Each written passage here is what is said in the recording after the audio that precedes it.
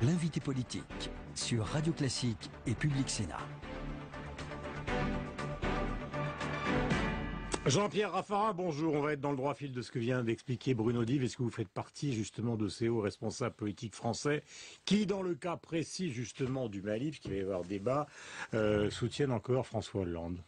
Bien sûr, il s'agit de soutenir la France, de soutenir nos soldats, de soutenir cette stratégie, et il serait complètement irresponsable aujourd'hui que de ne pas soutenir. Et donc, il est clair qu'on a eu une belle performance militaire. Je pense que nos équipes militaires ont été à un très haut niveau dans cette affaire. Maintenant, la question politique devient très difficile. L'affaire du Nord-Mali est d'une extrême complexité.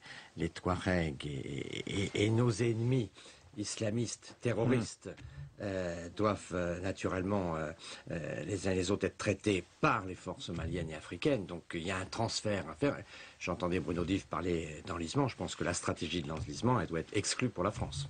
Alors les sujets ne manquent pas. On va aborder évidemment tous ceux qu'on peut aborder ensemble ce matin avec Mickaël. Mais vous êtes évidemment l'auteur d'un droit d'inventaire qui a fait hurler les partisans de Nicolas Sarkozy. Or François Fillon, hier soir, si j'ai bien compris, à la maturité, il a commencé lui aussi à mettre ses petits pieds sur le plongeoir du droit d'inventaire. Donc c'est vraiment nécessaire. Est-ce que vous croyez, est-ce que vous soutenez son initiative et sa candidature probable?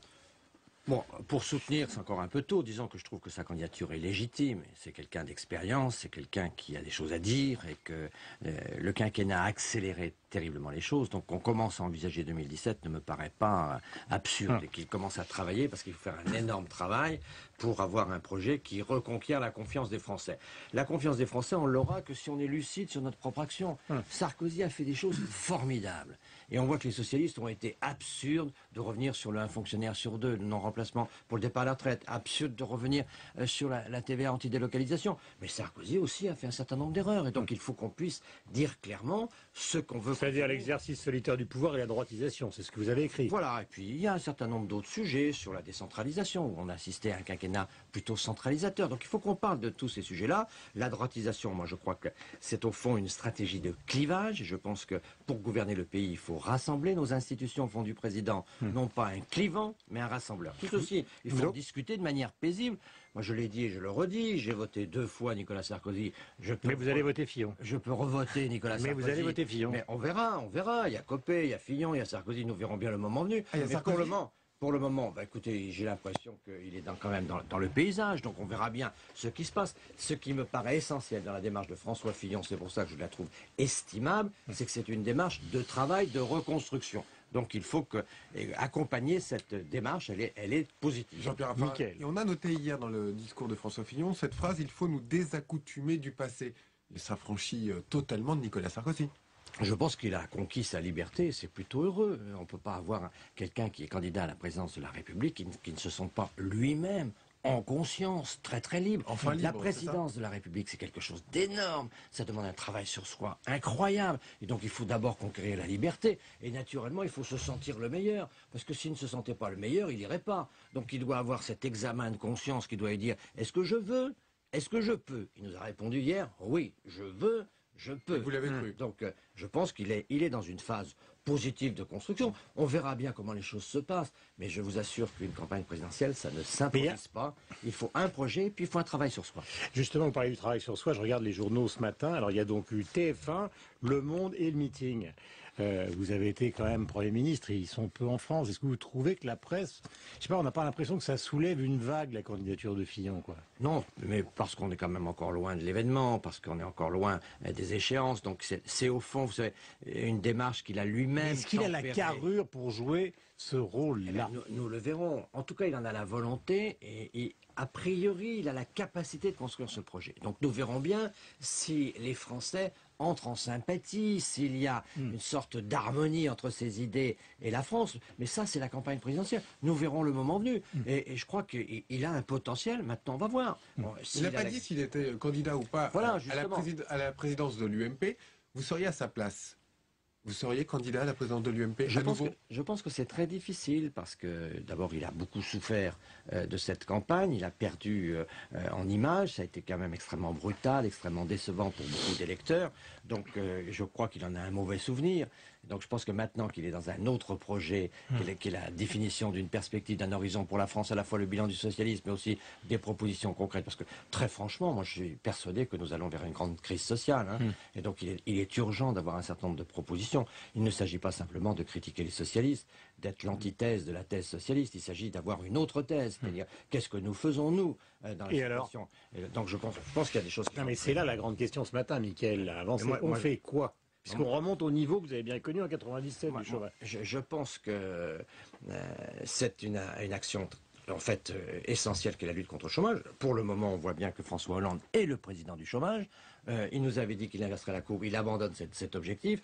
On n'a jamais vu non seulement un niveau de chômage aussi élevé, mais surtout des perspectives aussi mauvaises, puisqu'on voit la crise de l'automobile, la crise de l'élevage, on a des crises extrêmement graves, un avis de tempête sur toute l'économie française. Donc je pense qu'il y a un certain nombre de décisions qui sont à prendre.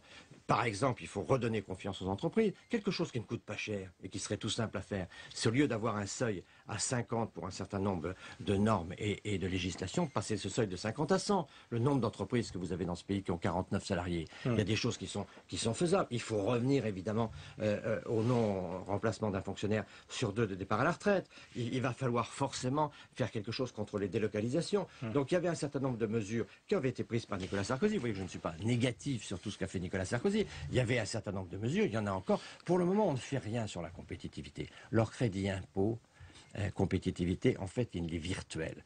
Vous êtes entrepreneur. Qu'est-ce que c'est que la compétitivité pour un entrepreneur? C'est le prix de revient.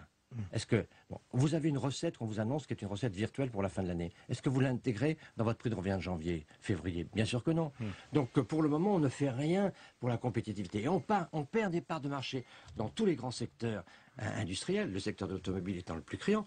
Donc il faut vraiment aujourd'hui un plan. Je compte sur la motion de censure et notamment sur le discours qui sera prononcé par l'un des dirigeants de l'UMP à cette occasion pour montrer qu'au-delà de la critique, nous avons des propositions. Mickaël va enchaîner, mais est-ce que vous considérez que cette équipe, parce que c'est vrai qu'il y a une espèce de flou à droite, c'est-à-dire qu'un jour on dit c'est la plus belle bande d'incompétents de la planète et le lendemain on dit mais finalement ils vont peut-être rester là pendant 10 ans. Vous avez Louis Fine, vous avez entendu. Absolument. Donc on se dit mais qu'est-ce qui leur prend à droite? Ils savent pas ce qu'ils pensent. Alors Hollande héros, on le décrit d'ailleurs François Hollande ce matin à la presse comme omniprésent, parce que visiblement son Premier ministre ne le satisfait pas forcément. Ils sont mauvais ou est-ce qu'au contraire ils vont vous avoir sur le fil? On n'y comprend plus rien. Écoutez, ils ne sont pas très bons, il suffit de voir leurs résultats. Mais vous avez noté que c'est quand même la première fois que toutes les élections sont mises en cause. On change la règle des municipales, on change la règle des cantonales, on change la règle des régionales, on change la règle des sénatoriales, on change la règle des européennes. Ça veut dire quoi selon vous? Ça veut dire qu'ils sont en train de manipuler et qu'au fond, ils espèrent rester au pouvoir, non pas par leur action, mais par les manipulations électorales. Donc il est clair qu'aujourd'hui, il y a un jeu tactique menée par l'exécutif pour changer les règles électorales, pour se maintenir au pouvoir. Mais est-ce que vous considérez que justement le binôme Hollande-Hérault est le pire qui dirigeait la Ve République? C'est une question, parce que là j'ai l'air de donner un jugement. Non, c'est une question à l'appréciation d'un ancien Premier ministre. Franchement, les hommes sont estimables. Y compris le Premier ministre, Jean-Marc Ayrault, qui est un homme d'expérience et qui est un homme estimable. Donc je pense que leurs résultats sont extrêmement décevants pour leurs électeurs. Pas pour nous, parce qu'on s'y attendait, mais il est clair que les résultats ne plaident pas pour en faire le couple le plus brillant de la Ve République. Donc aujourd'hui, quand vous regardez et nos déficits, et notre dette, et le chômage, l'ensemble des grands sujets stratégiques pour un pays, tous nos feux sont rouges aujourd'hui. Ils vont peut-être revenir en arrière, notamment sur les retraites. Henri Emmanuelli dit pourquoi pas revoir également la durée de cotisation. Ça va plutôt dans le bon sens alors? Ça va dans le bon sens, mais pour le moment on s'attaque aux retraités. Pour le moment, on leur met des cotisations supplémentaires. Pour le moment, on a demandé aux gens de faire de l'épargne pour leur retraite, et maintenant qu'ils ont fait de l'épargne, on veut taxer cette épargne. Donc c'est quand même paradoxal, et en tout cas, il est clair qu'on ne peut pas considérer les retraités dans notre pays comme la vache à lait. Et il est clair que la retraite aujourd'hui n'est pas quelque chose qui est dans notre pays suffisamment florissant pour qu'on s'y attaque. Il y a quand même beaucoup de gens qui ont des toutes petites retraites, et vouloir taxer les retraites, c'est à un moment ou un autre quelque chose de profondément injuste. Est-ce que vous avez le sentiment, vous qui voyagez beaucoup, que la France est encore considérée? Je pense que c'est assez grave pour le moment. Je pense qu'il y a un doute sur la France. J'ai vu un investisseur canadien récemment qui me disait on préfère investir en Espagne qu'en France. Je dis c'est pas possible. Regardez la situation espagnole. Il me dit vous savez pourquoi? Parce qu'au fond la crise en Espagne elle est derrière eux, en France elle est devant eux. Donc c'est un sujet assez préoccupant. Et ce qui se passe en Italie selon vous c'est une nouvelle crise européenne? C'est assez grave, et notamment cette montée du populisme. Il faut qu'on s'y attende. Nous, c'est pour ça que je pense qu'il est très important. Marine Le Pen a applaudi. Que l'UMP, oui, mais je pense que nous, notre problème, c'est de bien faire des propositions. Il faut proposer une alternative à la gauche. Parce que si on reste simplement des opposants, on sera balayé quand la crise sociale va venir, comme étant l'antithèse d'une thèse, et on mettra tout le monde dans le même panier. Donc nous, notre problème, et c'est pour ça que la motion de censure est, de mon point de vue, très importante à la mi-mars, et qu'on doit avoir là, de la part, je pense, de Jean-François Copé, un programme économique qui soit présenté, que ce programme économique montre bien qu'il y a une alternative à la politique de la gauche. Vous croyez à la rue ? Je pense qu'il y aura une agitation. Si vous voulez, il y a 3 facteurs très importants qui peuvent annoncer cette agitation. Premièrement, la crise de l'emploi, et notamment l'automobile et l'élevage. Deuxièmement, l'impasse dans laquelle on est, puisqu'ils ne font pas de réforme, ils vont augmenter les impôts. Ça veut dire qu'on aura les classes populaires et les classes moyennes qui vont s'allier. Et troisièmement, les soutiens du Parti socialiste, les fonctionnaires et les enseignants ne sont plus là. Et donc le Parti socialiste va se retrouver extrêmement fragile. Donc si vous mettez ces 3 ingrédients-là, vous avez les facteurs qui sont réunis pour une agitation sociale. Un peu de foule sentimentale, comme dirait Alain Souchon. Pardonnez-moi de vous demander d'être bref. Hier, on a diffusé à la télévision un documentaire sur le clan Chirac. Il est souvent sorti, Chirac, un peu sous les huées. Maintenant, une sorte de mélancolie s'installe dans le pays. On le regarde avec bonhomie. Qu'est-ce qui se passe dans la politique pour que vous et les autres soyez à ce point, non pas honnis, mais en tout cas violemment attaqués ? Parce que les résultats de la politique ne sont pas satisfaisants pour les citoyens. Donc la démocratie aujourd'hui apparaît comme impuissante, la démocratie apparaît comme extrêmement compliquée. Allez au sein de l'agriculture aujourd'hui, vous n'entendez parler que des normes, que des contraintes. Si vous voulez faire vos bâtiments d'élevage, si vous avez des études à faire préalables, il y a beaucoup de choses, c'est d'une complexité. Donc au fond, on a le sentiment que le peuple ne gouverne plus, que c'est une forme de procédure, d'administration et qu'on est dans un système extraordinairement complexe.